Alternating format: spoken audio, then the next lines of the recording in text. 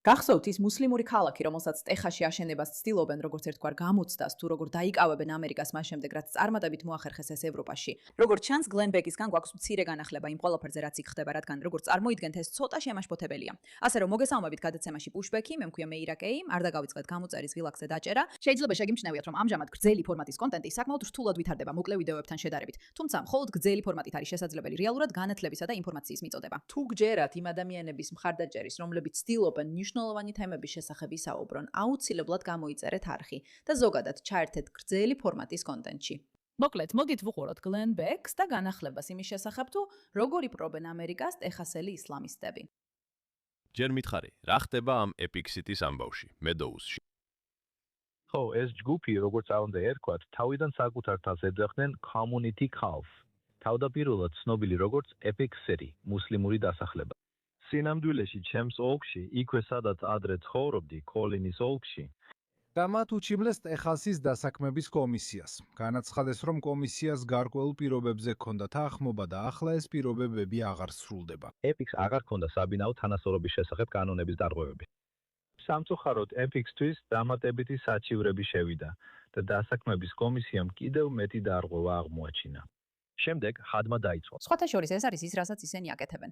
ისინი მუდმივად აგრძელებენ საჩივრების შეტანას, ცდილობენ თავიანთი უფლებების დაცვას, ცდილობენ კონსტიტუციურ უფლებებზე დაეკორდნონ.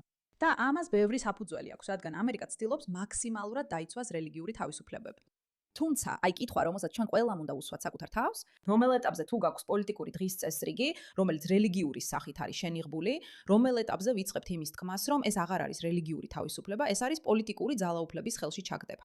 ეხლა ეს აშკარად რთული კითხვაა, რადგან შეგიძლია დაიწყო კამათი ყველა მიმართულებით. მაგალითად, ეს არ არის ნამდვილად რელიგიური მოძრაობა, ეს არის პოლიტიკური მოძრაობა. და რა თქმა უნდა, ეს შეიძლება გამოიყენონ ებრაელების წინააღმდეგ, ქრისტიანების წინააღმდეგ, ყველას წინააღმდეგ. მაგრამ როცა ხავს ადამიანთა ჯგუფი, მილიონობით თუ არა მილიარდობით, რომლებიც საჯაროდ აცხადებენ, რომ სწორედ ეს არის მათი განზრახვა, ალბათ რაღაც უნდა გაკეთდეს. მაგრამ კიდევ ერთხელ ისინი ხშირად სწორედ იურიდიულ ბრძოლაში იმარჯვებენ, ამიტომაც ეს ძალიან მნიშვნელოვანია. იძიებენ. და ახლა ისინი მთლიანად ამ Epic City-ის სიტუაციას განიხილავენ. და შემდეგ, რა თქმა უნდა, იცი როგორ არის Austin-ში, ტეხასში. ყავს ლიბერალი მოსამართლე Amy Clarke, რომელიც მოდის და ამბობს, არა, თქვენ უნდა გააგრძელოთ ეს შეთანხმება ამ დარღვევების მიუხედავად. უნდა მისცეთ ნება მათ Epic-ს გააგრძელონ განაშენიანების პროექტი. ამიტომ გავასაჩივრეთ, რაზეც თქვენ საუბრობდით, იურიდიული სამყაროს პატარა თავისებურებებზე. ჩვენი სააპელაციო საჩივარი სასამართლო აკრძალვით აჩერებს პროცესს, სანამ ეს საჩივარი არ გადაწყდება. კარგი, ის არის, რომ ეს არის მე-15 სააპელაციო სასამართლო. რა დარღვევებს ხედავთ? დარღვევებს რეალურად განსაზღვრავს სამუშაო ძალის კომისია.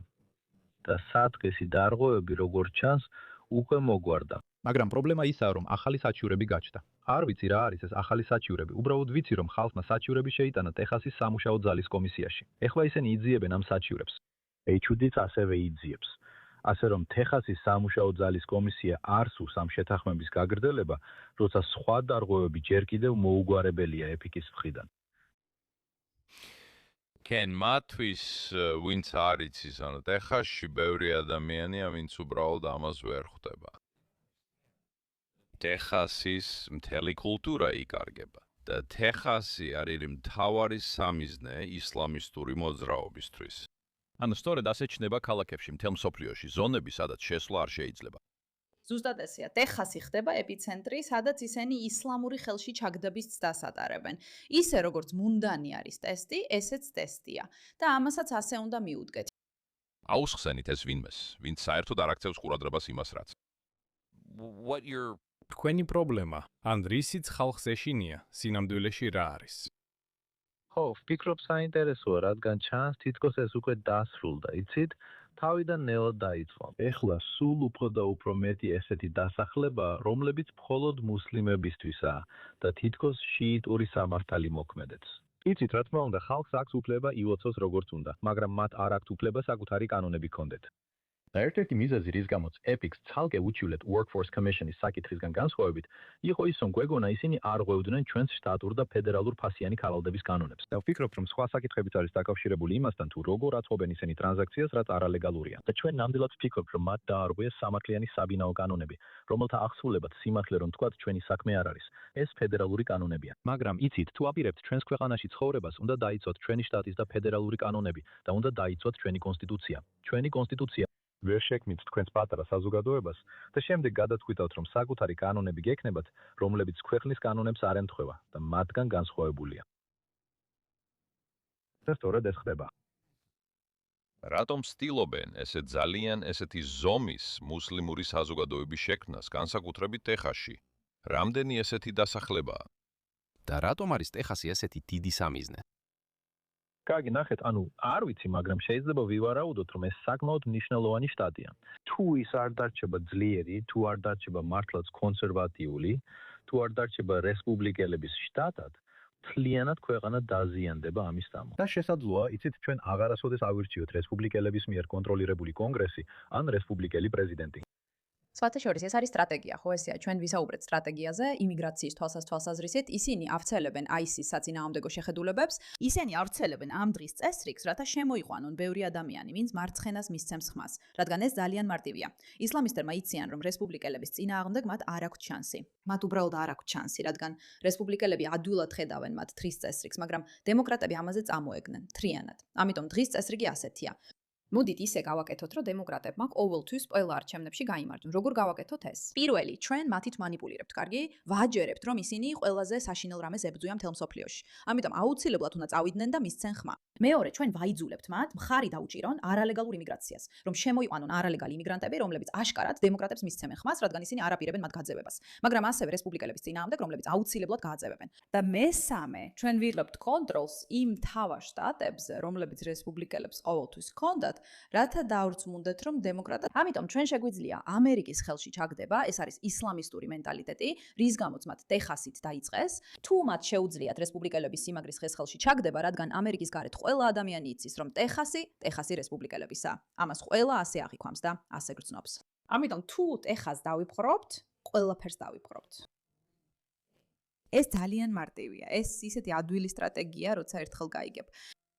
ისინი განსაკუთრებულად გამორეცხილი ტვინის მქონე ადამიანებს ეძებენ, რომლებიც გარკვეულ რიტორიკას ახვევიან. მათ სურთ, რომ უამრავი იმიგრანტი შემოვიდეს, რომლებიც მხოლოდ იმ ადამიანებს მისცემენ ხმას, ვინც მათ არ გააძევებს. და მათ სურთ დაიკავონ ის შტატები, რომლებიც რესპუბლიკელებისთვის გამარჯვებისთვის მნიშვნელოვანია. მარტივი, დასრულებული, ადვილი. არ ვიცი რატო ვერ ხვდებიან ამას ადამიანები და სწორედ ამიტომ ხედავთ, რომ ეხლა ტეხასში ეს განზრახ ხდება.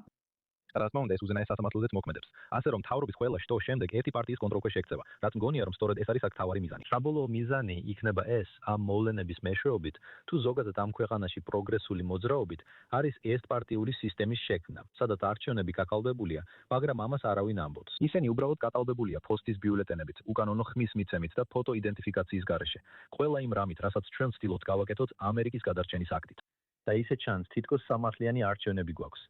საბოლოოდ დემოკრატებს და პროგრესულებს სურთ ერთპარტიული ქვეყანა, სადაც უმეტესობა არჩევნებისა გაყალბებულია, მაგრამ ამას არასდროს ამბობენ. და ისინი აკონტროლებენ მთავრობას. იცით, რამდენიმე ადამიანის მეშვეობით. ეს არის ის, რაც მათ სურთ. დიახ, ზუსტად ეს ხდება. ზუსტად ამას ისინი აპირებენ. და კიდევ ერთხელ, ისინი არ ცდილობენ სისტემებში და ინფრასტრუქტურაში შეღწევით გააკალბონ ყველაფერი, რადგან ეს უკვე რაღაც იქნებოდა, რასაც შეძლებდით ალყური ატევნო. ისინი ცდილობენ გააკალბონ ყველაფერი დემოგრაფიის შეცვლით, ისე რომ ეს შეესაბამებოდეს მათ პოლიტიკურ საჭიროებებს. ამას ინგლისშიც ხედავთ. და იცით, ეს არის ის, რაც ხდება ინგლისში და ყველგან. ევროპაში. და ეს რეალურ პრობლემად იქცევა. მე ვესაუბრებოდი პირს მორგანს და მან უბრალოდ თქვა, რომ აქ რეალური პრობლემა არ არის. ეს ხომ იცით, რატომ გამოყოფენ ყველა მუსლიმებს? ვფიქრობ, რომ ვინმე მუსლიმებს გამოყოფს. თქვენ გამოყოფთ ისლამისტებს. ბოლო გამოკითხვაში ევროპაში 48%-მა იმიგრანტებიდან თქვა, რომ სურთ შარიათის კანონი ევროპაში, რომ მათი მიზანია შარიათის კანონის დამკვიდრება. და და ეს არის მათი მიზანიც ამერიკისთვის. შარიათის დამკვიდრება ყველგან სადაც შეუძლიათ, რადგან ეს მათი რელიგიური რწმენაა. საქმე უბრალოდ იმაშია, რომ გავიგოთ, რას ავალებს მათ რელიგია და თუ მისდევენ ამას, ჩვენ ვიცით, რომ მისდევენ. ეს ყველგან გვინახავს. ისინი ცდილობენ დაიბრუნონ ევროპა და უკვე მიაღწიეს წარმატებას, დაინახეს, რომ ეს მენტალიტეტი მუშაობს, რომ შეუძლიათ მოიზიდონ სუსტი ადამიანები, მემარცხენეები, ადამიანები, რომლებიც ვერ ხვდებიან, რომ მტერი მათში შეღწევას ცდილობს და უჭერენ მხარს. მემარცხენეების სუსტებად მოხსენიება ზუსტად სწორი არ არის და უბრალოდ მინდა ეს გამოვასწორო. საქმე იმაშია, რომ მათ უფრო ადვილად უტარდებათ ტვინის გამორეცხვა ამ დღის წესრიგებით. თითქოს სხვებზე ზრუნავენ. სწორედ ასე ასაღებენ ამას.